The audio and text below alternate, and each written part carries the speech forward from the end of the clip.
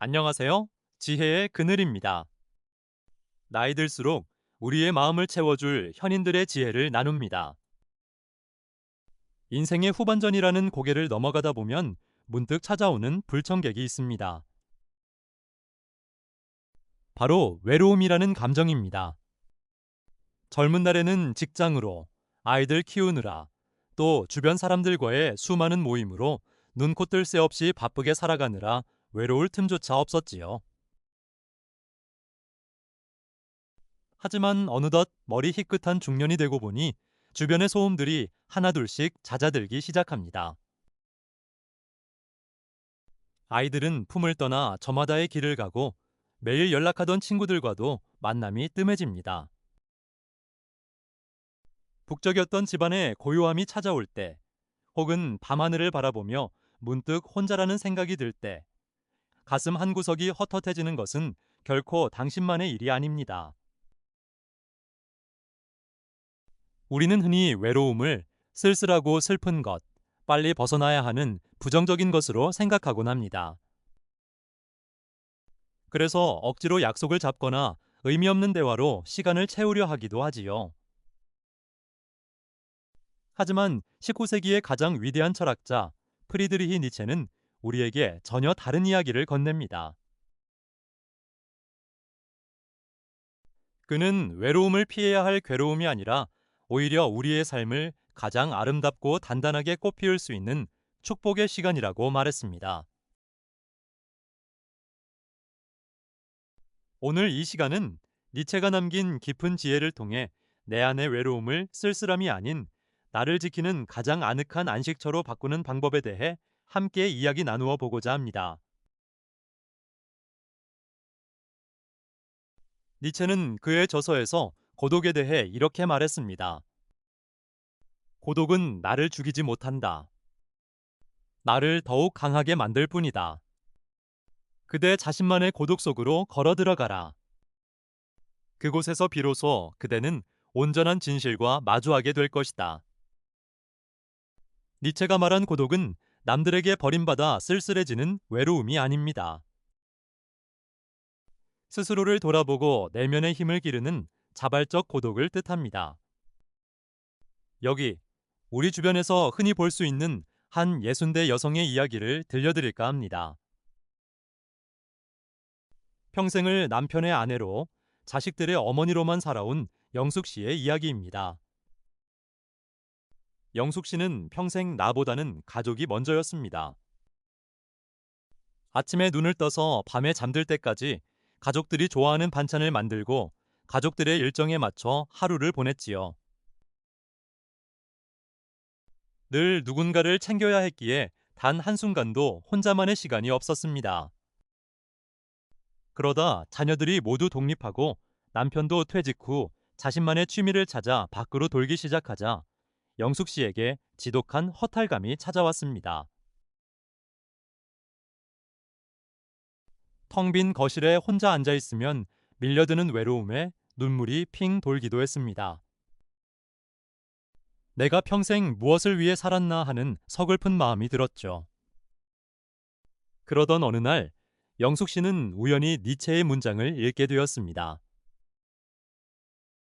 그대 자신만의 고독 속으로 걸어 들어가라는 말에 정신이 번쩍 들었습니다.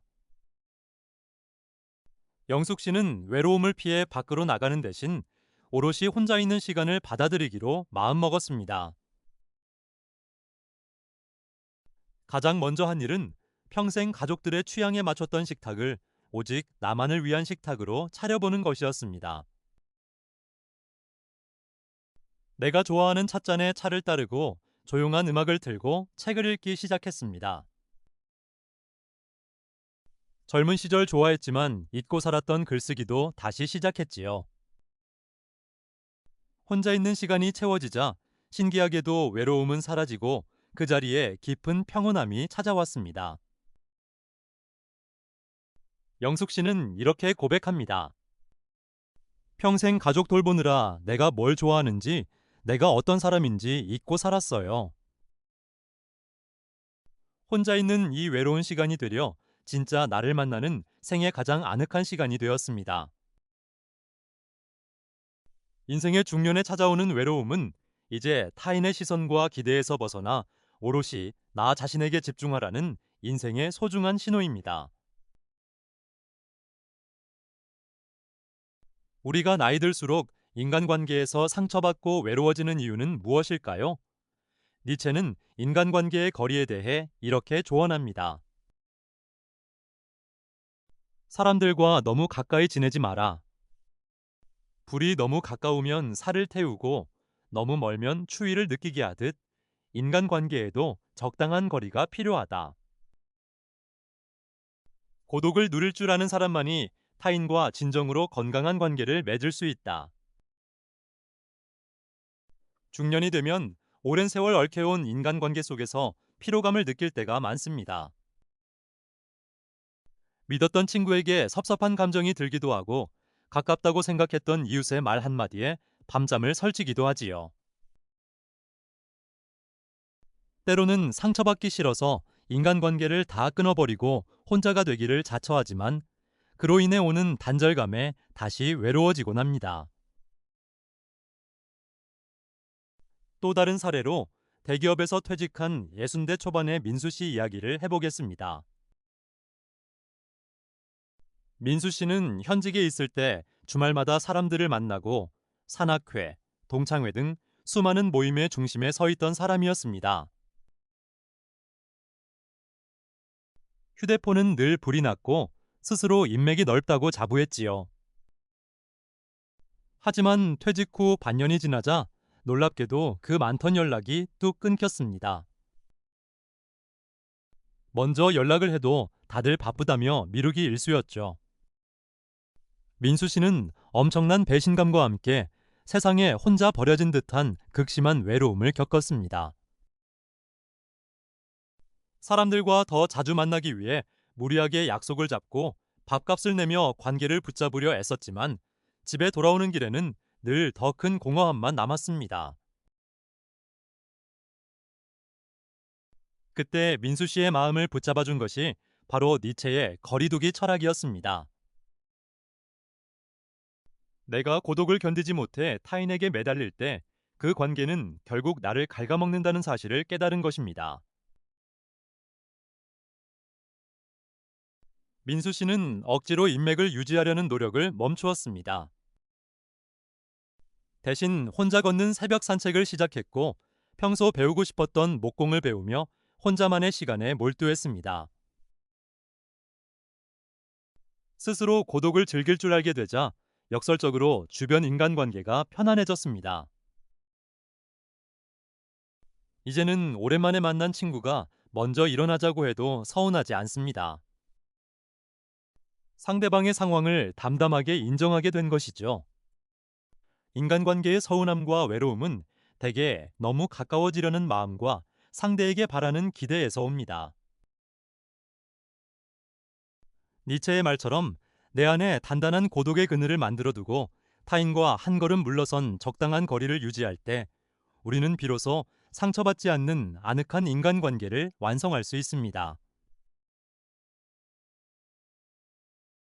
마지막으로 니체가 우리에게 남긴 마음 따뜻한 문장을 전해드립니다.